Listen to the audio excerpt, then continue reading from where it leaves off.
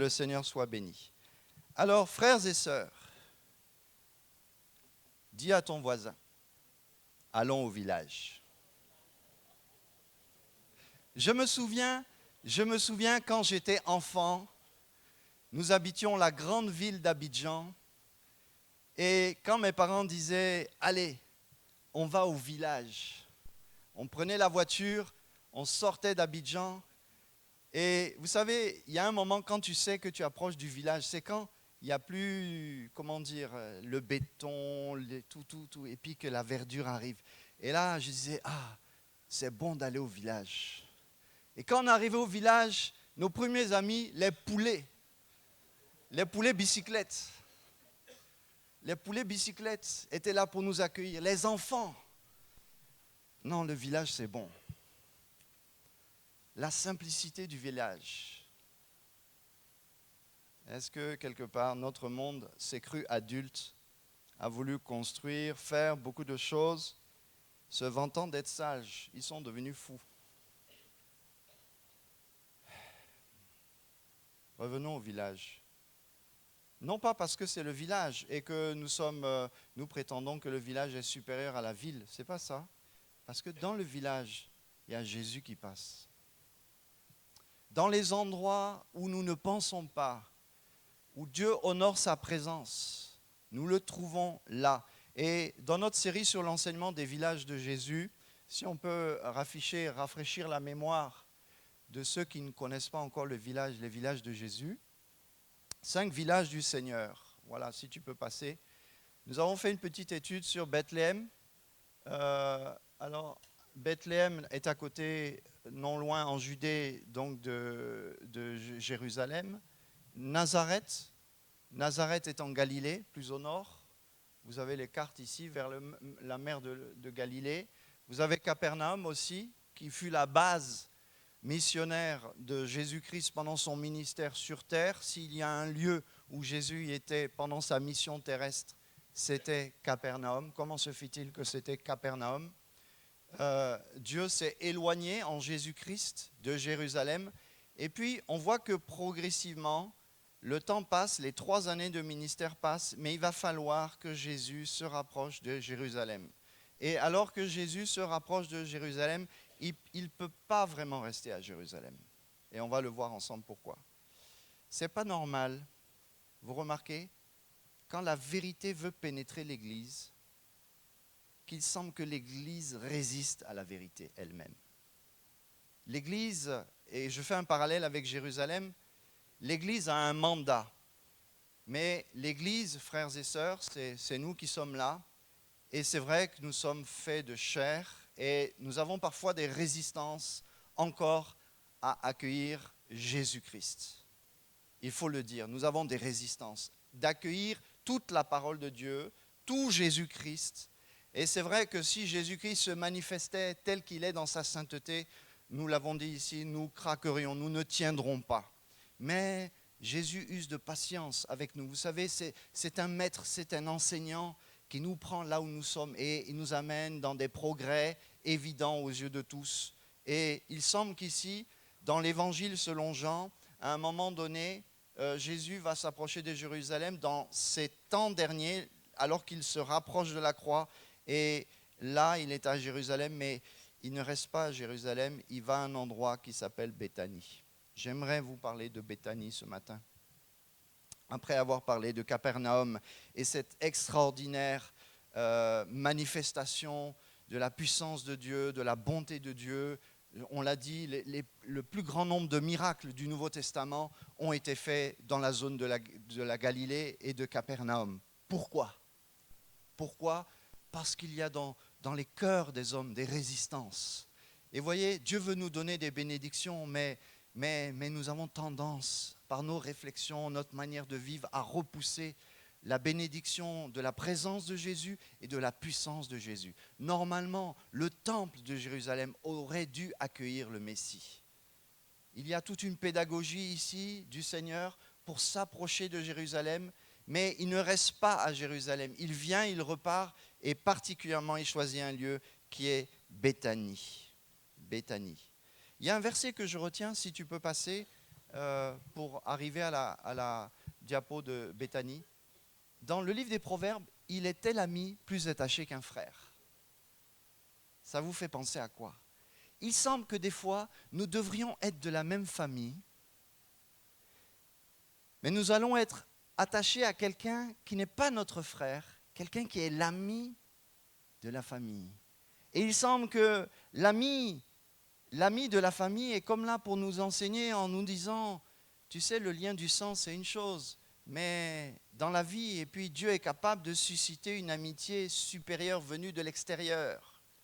J'aimerais m'adresser aux familles ce matin. Vous savez, nos liens de famille sont très forts.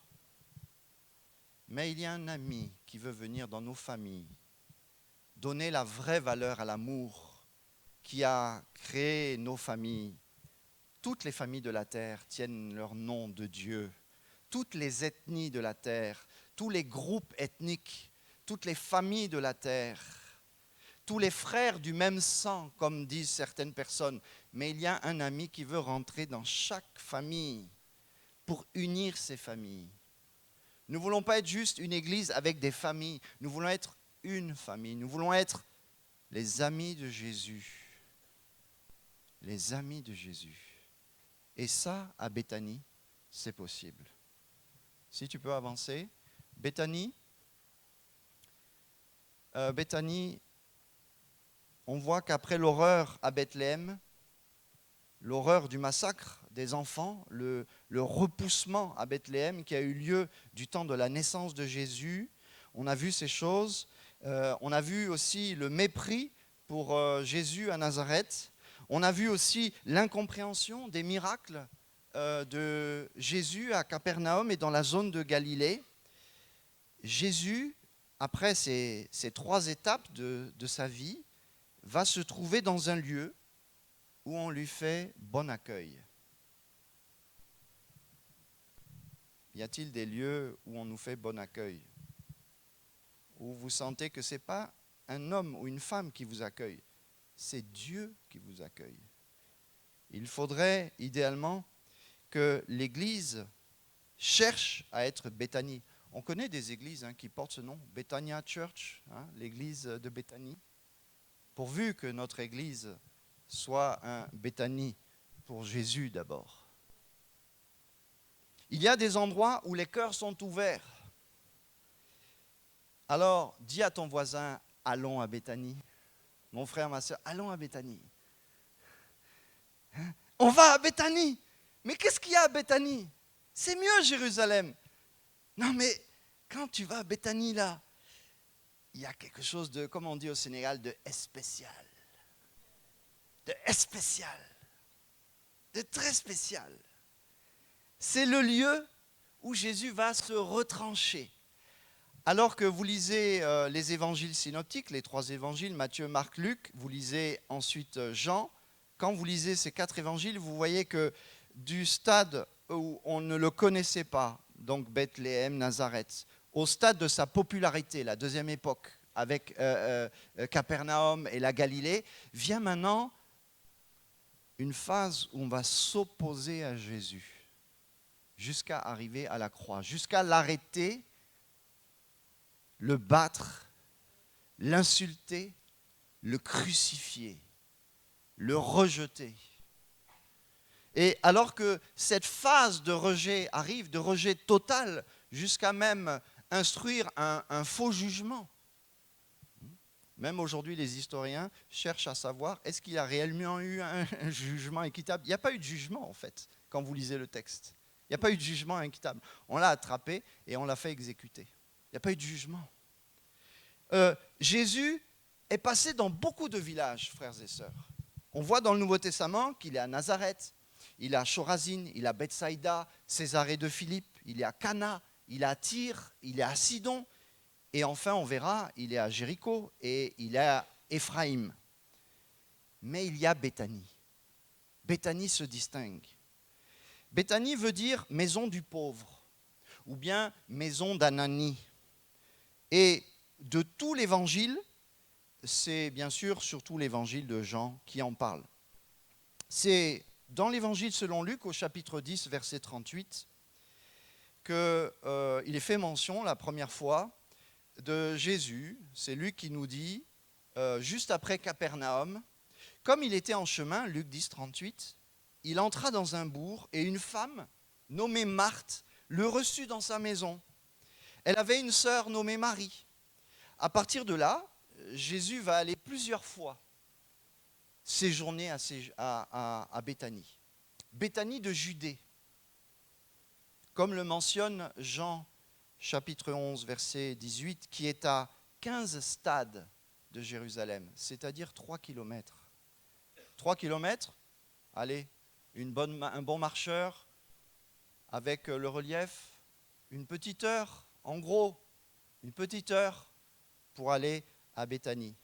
Du côté du flanc est du mont des Oliviers, donc tous ces événements où Jésus se retrouve pour prier dans le mont des Oliviers, la vue sur Jérusalem, le souvenir de Béthanie, tout cela ne peut pas être distingué. C'est une atmosphère, c'est un temps particulier.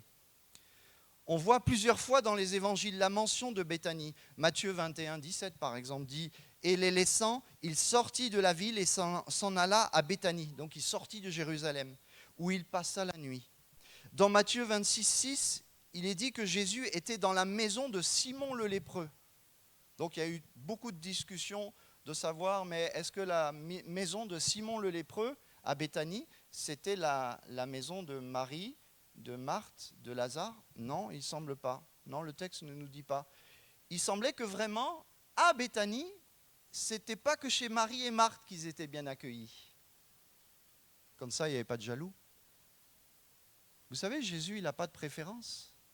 Des fois, on pense que Jésus a des préférences. Oui, mais il est venu dans ma maison, mais il n'est pas venu chez moi. Non, on voit que l'évangéliste ne s'embarrasse pas d'une préférence, non. Il était chez Marie, chez Marthe, et puis il était chez Simon. Et puis là, le lépreux, mais comment c'est possible? Il semble, dans certaines traditions, que Béthanie avait un accueil particulier, peut-être pour les lépreux. Ça veut dire que c'était un lieu charitable. Vous savez, il y a des lieux qui ont des réputations. Et les réputations, généralement, on dit, elles ne sont pas toujours fondées, mais des fois, c'est un peu fondé. Béthanie de Judée.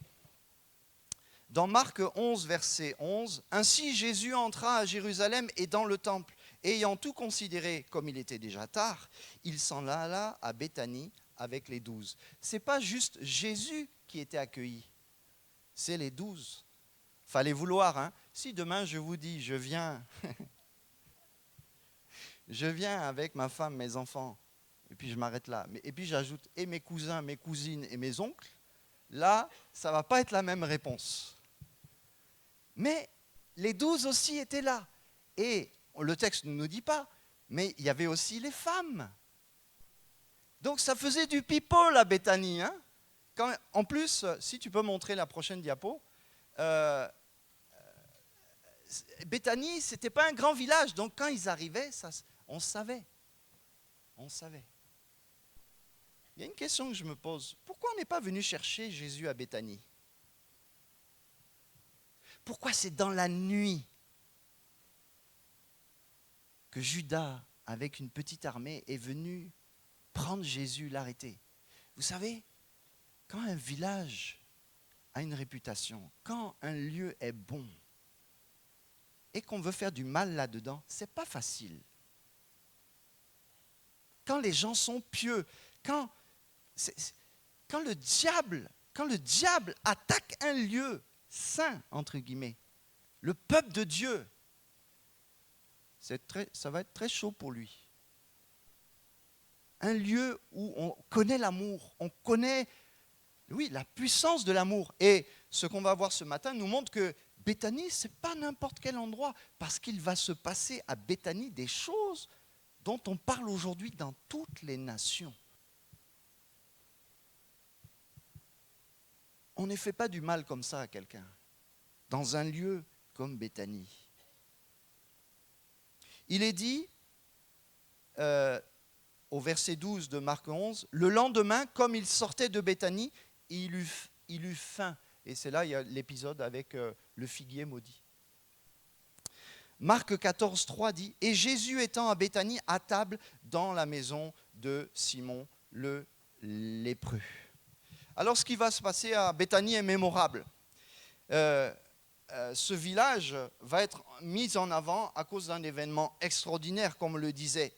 Et il est décrit dans le chapitre 11, et nous allons aller dans ce chapitre, de l'Évangile selon Jean.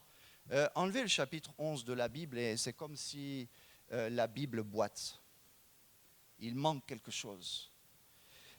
Il est dit que, encore de nos jours, concernant Béthanie, le lieu aujourd'hui est appelé El Azarié.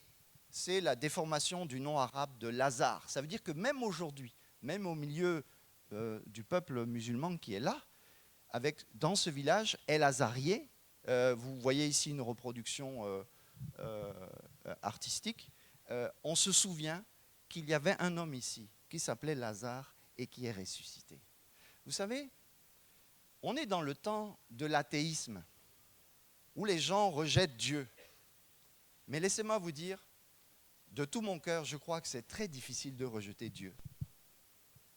C'est très difficile. D'abord parce que toute sa création nous parle de sa réalité. Ensuite, ce qu'il fait dans nos vies, frères et sœurs, est réel. Alléluia.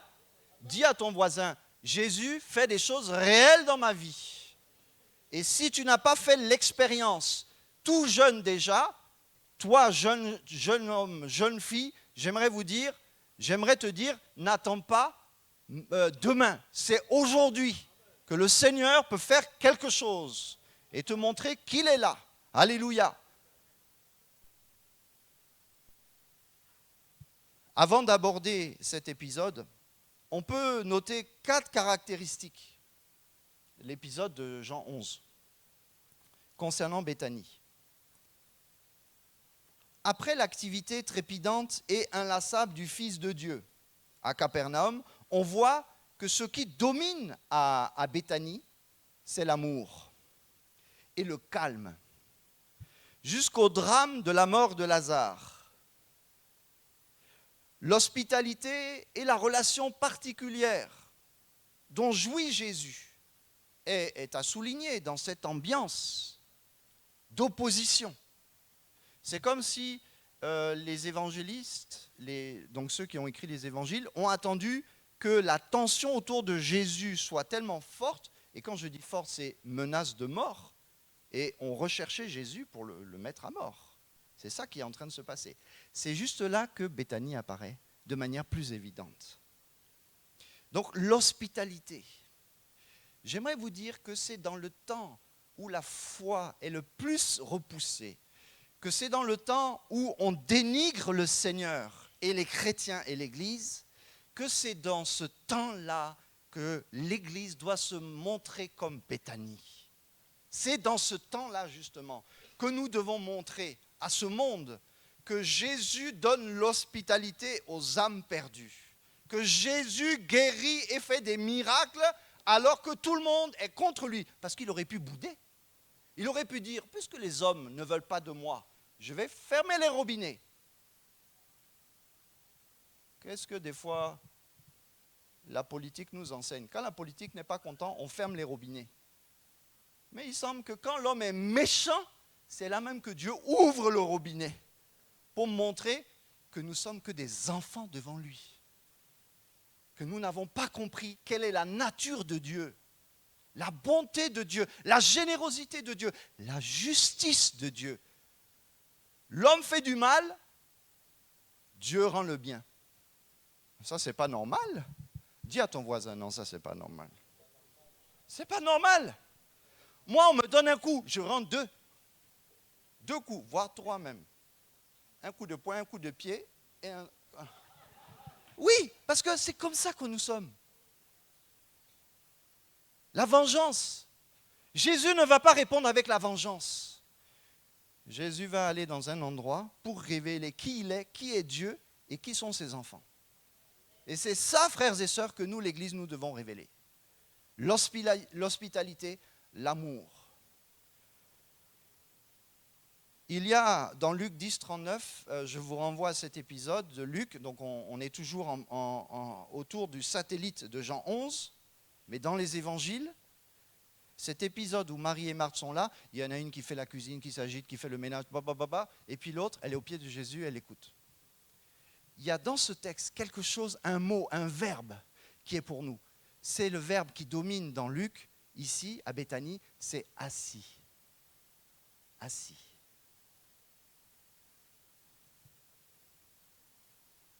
Il peut se passer n'importe quoi aux chrétiens dans sa vie. Mais l'Épître aux Éphésiens nous dit, nous sommes assis dans les lieux célestes en Jésus-Christ. Nous sommes assis. Nous sommes dans notre position. Et frères et sœurs, dans notre caractère, dans nos réactions, il faut tenir nos positions. Il faut rester sur nos positions. Nous sommes avec le Seigneur. Nous sommes assis avec lui. Il est monté, il est mort, il est ressuscité. Il nous a assis à côté de lui. Mon frère, ma sœur, tu es où? Tu es à Béthanie? Tu es assis? Tu es où? Ou bien tu t'agites? Tu t'agites où? Reste tranquille. Ça chauffe? C'est justement quand ça chauffe qu'il faut être assis. Sinon, on fait des bêtises. On dit des paroles qu'on regrette. Et on pêche. Bien sûr que Jésus était tenté. Combien de fois ses disciples ont dit, hey, ils ne sont pas avec toi, Seigneur, envoie le feu. Envoie le feu, Seigneur, punis-les. Et Jésus me dit, mais vous ne savez pas de quoi vous êtes animés. Dans Jean 11, deuxième point, caractéristique de Béthanie, après ce calme, cet amour, cette hospitalité, on voit dans Jean 11, donc c'est un appel à lire Jean 11. Hein. Bon. Je n'ai pas mis mon chrono, mais on va y arriver. Dans Jean 11, la mort et la résurrection de Lazare à Béthanie annoncent l'œuvre de douleur et de rédemption de Jésus-Christ. Vous connaissez Jean 11. Lazare est malade, il est appelé par Marie, par Marthe, supplié, parce que Jésus n'est pas loin, et enfin il n'est pas loin, il n'est pas comme à côté, mais il peut venir. Et il ne vient pas, et il meurt. Jésus finalement finit par venir et le ressuscite. Troisième caractéristique, dans Jean 12, à Béthanie, donc après Jean 11, donc je suis toujours sur le satellite de Jean 11, 6 jours avant la Pâques, il y a, donc après la résurrection de Lazare, un temps extraordinaire où un sacrifice va être fait, c'est-à-dire un parfum offert à Jésus sur ses pieds, annonçant la mort de Jésus, son embaumement. Et quand même, un parfum dont il nous est donné la quantité dans Jean 12, c'est pas grand-chose, c'est 50 millilitres à peu près, hein, mais quand même une année de salaire. Allez, au SMIC en France, entre 15, 20 000 euros quand même le petit flacon. Hein? Qu'est-ce que tu en penses, Cédric? C'est pas trop mal pour un cadeau de Noël. Hein? Vous voyez, à Béthanie, ce qui se passe, la valeur des choses, la valeur de la compréhension de l'œuvre de Dieu. Et les disciples retournent à la maternelle parce que les disciples ils disent mais on aurait pu garder cet argent. Et puis Judas en tête, bien sûr. On aurait pu garder l'argent, mais tu imagines 20 000 euros comme ça, versés comme ça sur tes pieds pour te remercier. 25 000 euros comme ça. Une année de salaire, puisqu'un jour de salaire c'est un denier, donc 300 deniers. On n'a pas compté les congés, hein. Donc c'est 300. Vous voyez? Puisque un jour de sabbat, c'est 50 jours, donc il reste quoi? Il reste 300 jours. Béthanie, ce n'est pas n'importe quel endroit. C'est quoi la dernière fois où tu as offert quelque chose de valeur au Seigneur? Qui t'a coûté, et c'est comme si c'est rien. Quand, frères et sœurs, nous arrivons à ce, entre guillemets, ce niveau où on donne à Dieu sans comment dire, c'est comme quand tu donnes un chèque de, allez, bon, ça dépend les bourses de chacun. Hein. Quand tu donnes un chèque de 10 000 euros, là, tu n'as pas envie de donner. Tu sais que, frères et sœurs, quand on est à Béthanie, à un moment, le cœur devient large. Et jusqu'à ce jour, on parle de cette femme. Dans toutes les nations. Et les pasteurs, dans toutes les langues, prêchent sur ce texte dans toutes les nations. On se souvient de cette femme. Alléluia. 4e caractéristique. C'est de Béthanie que Jésus s'élève en gloire après 40 jours. Je suis toujours dans le satellite. Pourquoi ? C'est près de Béthanie que là, 40 jours de présence après sa mort et sa résurrection, et puis il restera les 10 jours pour la Pentecôte, pour arriver à la Pentecôte, et le baptême dans le Saint-Esprit. Luc 24, 50, 51, il est dit, par la suite, il les emmena hors de la ville jusqu'aux environs de Béthanie, et là, élevant les mains, il les bénit. Pendant qu'il les bénissait, il les quitta et fut enlevé au ciel. Amen. Quand Jésus, allons dans Jean 11, quand Jésus est appelé par Marthe et Marie, parce que Lazare est malade, et sur le point de mourir, Jésus se trouve à Béthanie. Ah, pasteur, là, on est perdu. Mais pas le Béthanie de Judée. Il est dans le Béthanie de l'autre côté du Jourdain. Si vous faites attention, avant d'arriver à Béthanie dans Jean 11, il est à Béthanie. Mais au Béthanie de l'autre côté du Jourdain, Jean 1, 28, nous rappelle que Jean le Baptiste baptisait à Béthanie. Alors, à cause d'origine, on a appelé maintenant ce lieu Bétharaba, mais c'est le même lieu, c'est Béthanie, au-delà du Jourdain. Donc, il est en dehors du lieu promis à Moïse. Ces choses se passèrent, Jean 1, 28, à Béthanie, au-delà du Jourdain, où Jean baptisait. Et comme Jésus vient de faire un miracle dans Jean 9, qu'il a guéri ici une personne et qu'on s'est opposé à lui, il est allé à se réfugier dans l'endroit où Jean baptisait, comme pour rappeler aussi ce qu'on a fait à Jean, on va lui faire pire. Donc il est à Béthanie, de l'autre côté du Jourdain, mais Jésus sait tout ce qu'il va faire. Jésus, le Père, le Fils ont déjà décidé de ressusciter Lazare. Et j'expliquerai et j'argumenterai tout à l'heure.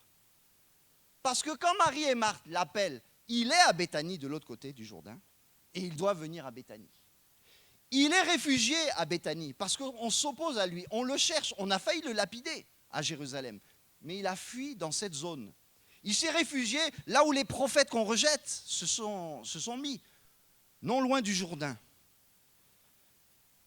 Dans Jean 10, 40, il est dit, dans Jean 10, 40, juste avant le chapitre 11, « Et il s'en alla de nouveau au-delà du Jourdain, au lieu où Jean avait d'abord baptisé, et il y demeura. » Pourquoi ? Parce qu'au verset 39, il est dit, « Ils cherchaient donc encore à se saisir de lui, mais il échappa de leurs mains. » Donc, il est réfugié, et puis, il reçoit un email urgent. Vous avez des emails comme ça, urgents. Alors attention, quand vous cliquez, ça dépend, hein, parce qu'il y a des gens derrière, ça dépend. Bon. Mais là, c'est un vrai appel qui vient de Béthanie, de Marie, de Marthe. Alors, entre le moment où l'email est arrivé, il a passé du temps. Parce que ce n'est pas tout à fait à côté. Hein. Jésus vient de faire un miracle, le 6e miracle de l'évangile selon Jean. Quand vous comptez tous les miracles que Jésus fait dans l'évangile selon Jean, dans Jean 9, il vient de faire le 6e. Je n'ai pas le temps de détailler. Le 6e. Avec le Père, avec le Saint-Esprit, ils ont déjà décidé de faire le 7e miracle, qui est la résurrection de Lazare. Et quelle résurrection! Il y a donc ces deux Béthanies. Quand on dit qu'à Béthanie, Jean n'a fait aucun miracle, Jean le Baptiste n'avait fait aucun miracle, et que Jésus retourne dans cet endroit, c'est pour mieux mettre en avant. Mais qui est Jésus? Donc Jésus se repositionne dans la ligne des prophètes, et il est rejeté comme les prophètes, mais il va aller à un endroit où il n'est pas rejeté, mais à cause de ce qu'il va faire dans Jean 11, on va à tout prix le chercher pour le crucifier. Et là, les disciples vont s'opposer. Il est à Béthanie, au-delà du Jourdain. Il reçoit le fameux email. Viens vite, ton ami Lazare est malade. Viens vite, dépêche-toi, parce que toi, tu peux le guérir. Alors viens vite. Alors est-ce que nous, des fois, on ne fait pas ça? Seigneur, si tu ne fais pas tout de suite ce que tu dois faire, du moins ce que moi je pense, ça ne va pas aller. Mais si Jésus a envie que ça n'aille pas, tu fais comment? Parce que là, c'est ça ce qui va se passer. Ça ne va pas aller, il va passer de maladie à la mort. Mais tout ça, Jésus l'a voulu. Imaginez si Jean 11 nous rapportait, Jésus arrive à Béthanie, c'est-à-dire 2 jours plus tôt, c'est-à-dire il partait 2 jours plus tôt, donc multiplié par 2, il arrivait en avance, puisqu'il y a quand même quelques jours de voyage. Et là, il guérit Lazare de sa maladie. Bon, ben là, c'est pas pareil. Tandis que là, il va ressusciter un mort qui est mort depuis 4 jours. Son corps est en train de se putréfier.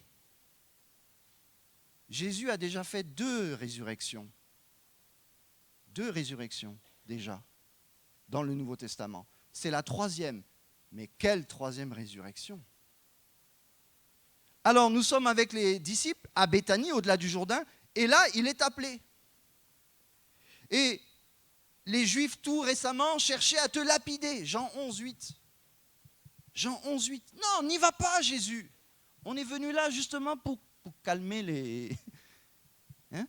On a dit comment on appelle ça? Quand ça chauffe là, on appelle ça couvre-feu. Couvre-feu Jésus. On se calme, on ne se montre plus. On attend que les religieux se refroidissent un peu. Et après, on va aller à Béthanie. Parce qu'on sait ce que tu vas faire, Jésus. On sait, ton ami Lazare, surtout ton ami Lazare, tu ne vas pas le laisser comme ça. Donc tu vas y aller, tu vas le guérir. On sait ce que tu vas faire. Tu vas faire un miracle. Et puis Jésus dit, non, il fait jour. Vous avez lu avec moi? Lisez avec moi. C'est un enseignement de Jésus dans Jean 11, verset 9, qui, quand on lit, on ne sait pas toujours comment comprendre. Verset 9 de Jean 11, Jésus répondit, n'y a-t-il pas 12 heures au jour? Si quelqu'un marche pendant le jour, il ne bronche point parce qu'il voit la lumière de ce monde. Une meilleure traduction, c'est il ne trébuche pas, il ne tombe pas. Hein? Mais s'il marche, verset 10, pendant la nuit, il bronche, c'est-à-dire il tombe, parce qu'il a point de lumière. Donc Jésus leur dit, restez tranquilles, ce n'est pas le moment pour moi de mourir. Il fait jour, ce n'est pas encore l'heure des ténèbres. Bientôt, ça va être l'heure des ténèbres. Bientôt, pour moi. Là, il fait jour. J'ai encore des choses à faire. Et comme il fait jour, soyez tranquilles. Alors les disciples écoutent, mais ils ne comprennent pas tout à fait. Bon, il y a Thomas, appelé Didyme, qui se lève. Il dit, ok, bon, allons mourir avec lui. Il n'a pas tout compris. C'est-à-dire, ok, tu dois faire le miracle, mais pour lui, c'est fini. Il n'a pas compris que Jésus était en train de dire, je vais faire mes miracles, je vais révéler qui je suis. Il fait jour, c'est bon, il ne va rien se passer d'autre. Ce n'était pas encore ce moment-là. Frères et sœurs, souvent, nous, chrétiens, nous pensons que c'est notre jour dernier. Ça vous est déjà arrivé de penser que c'était votre jour? Que c'était fini? Et puis là, vous faites votre testament, tout ça en 2 secondes, hein, bien sûr. Votre testament, vous dites, ah, je regrette ci, je regrette ça. Et puis, tu t'en sors indemne. Et tu dis, Seigneur, ce n'était pas le jour alors. Mais moi, j'ai cru que c'était le jour. Ça vous est déjà arrivé? De penser que vous alliez passer de l'autre côté, mais que vous aviez peur, que vous étiez incertain, comme ce disciple. Bon, allons-y, la gloire de Dieu va éclater, mais on va mourir. Allons mourir avec lui. Alors Jésus va voir Lazare, parce que Lazare, tout le texte nous dit que Lazare, c'est l'ami de Jésus. C'est bon d'être l'ami de Jésus. C'est très bon d'être l'ami de Jésus, je vous assure. Pardon. Et il n'y a que des amis de Jésus ici? Est-ce qu'il n'y a que des amis de Jésus?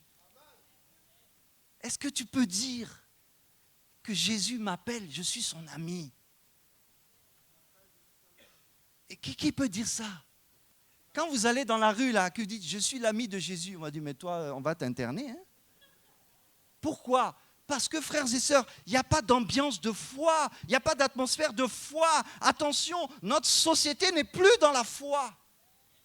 Frères et sœurs, nos enfants ne grandissent pas dans l'atmosphère de foi, dans notre société.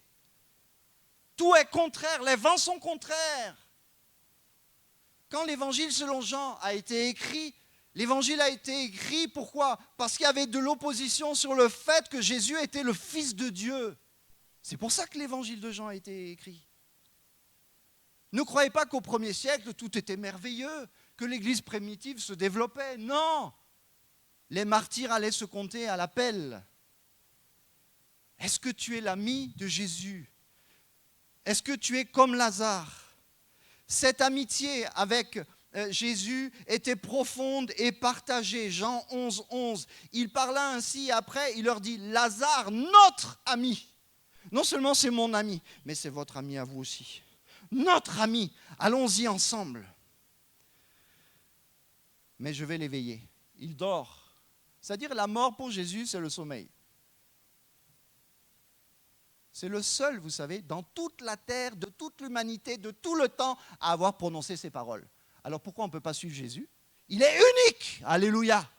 C'est le seul sur la terre à avoir prononcé ces paroles. Quel homme peut se lever et dire, moi je vais le réveiller? Il est mort, tu vas le réveiller.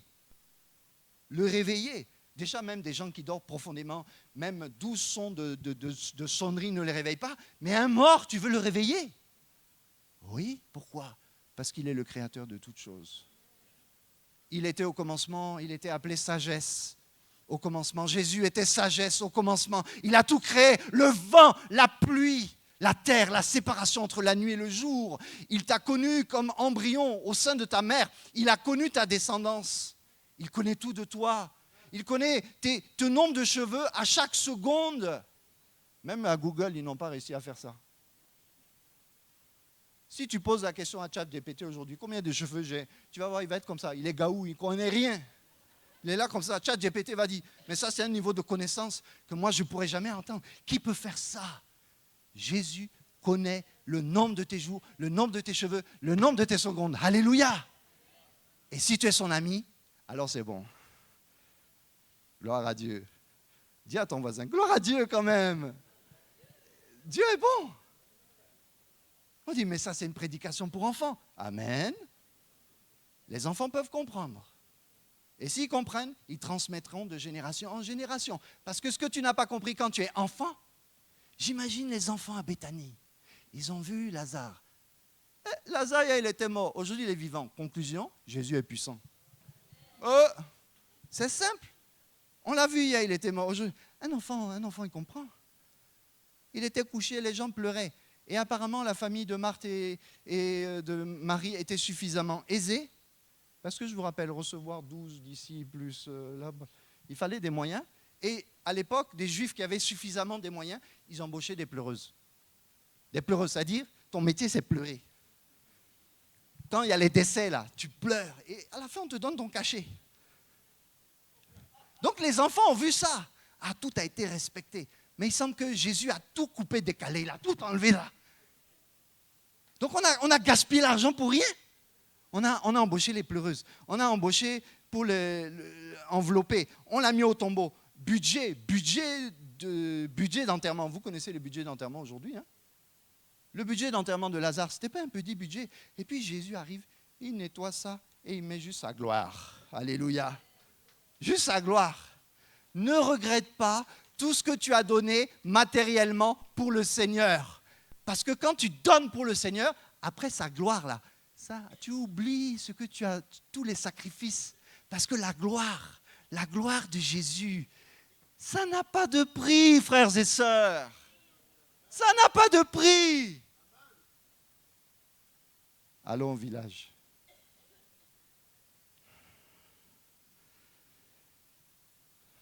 Jésus va dire, et je m'arrête là, il va falloir retourner au village. Jésus dit, cette maladie, elle est pour ma gloire. Frères et sœurs, c'est comme si c'est une manière prophétique cette semaine, parce que nous avons accueilli 2 obsèques cette semaine. Malheureusement, la semaine prochaine, mardi, notre sœur va nous l'annoncer. Nous avons encore des obsèques de quelqu'un qui se préparait au baptême. Mais le Seigneur fait ce qu'il veut. Et il fait tout pour sa gloire. Rien ne lui échappe.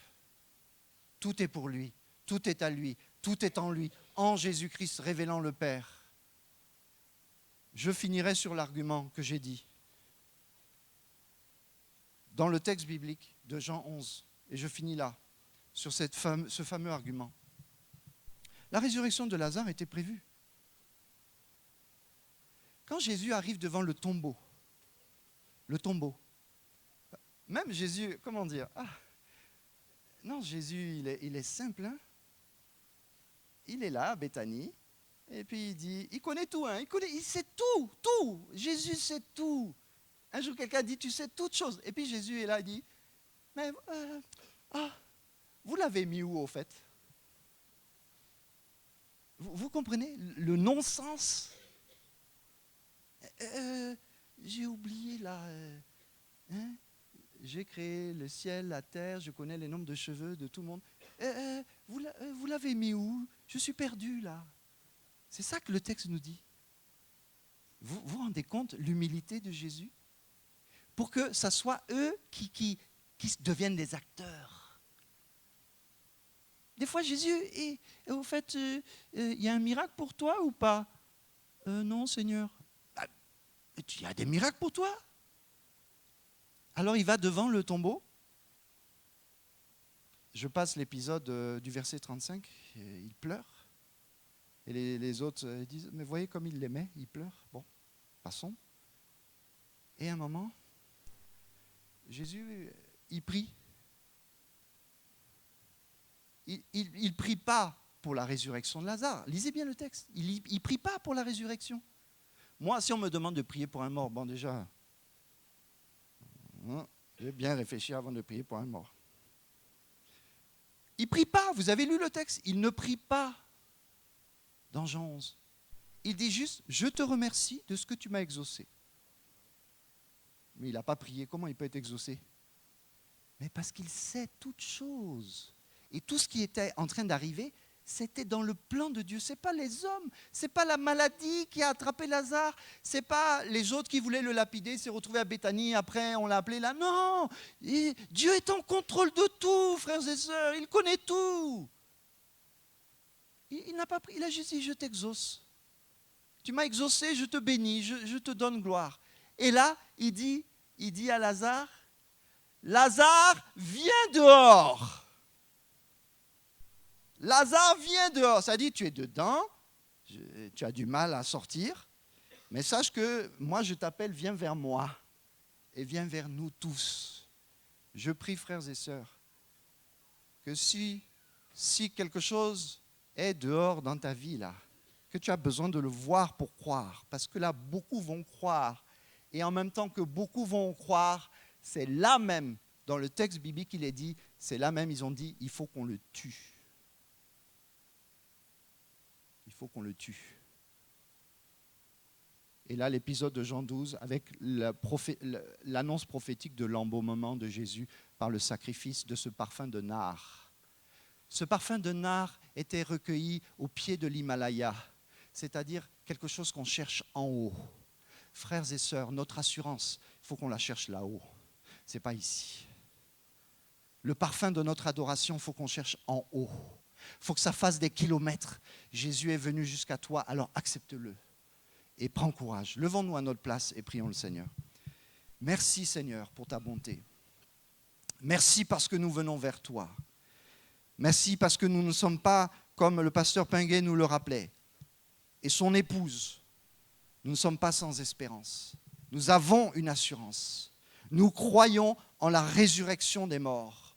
Nous croyons dans la résurrection de Lazare. Nous croyons que tu avais tout planifié et que tu connaissais toutes choses et que tu connais toutes choses de nos vies. Seigneur, si nous sommes comme criblés d'épreuves ou criblés par le diable, Seigneur, nous prenons courage, nous prenons ce bouclier et nous venons dans l'obéissance chercher Dieu, chercher ce lieu paisible de Béthanie de Dieu. Nous venons vers toi et nous recherchons et nous trouvons la grâce qui est en Jésus-Christ. Merci maintenant de souffler au milieu de nous donner de l'assurance, de donner à chacun de l'assurance. Merci Seigneur. À toi la gloire. Amen.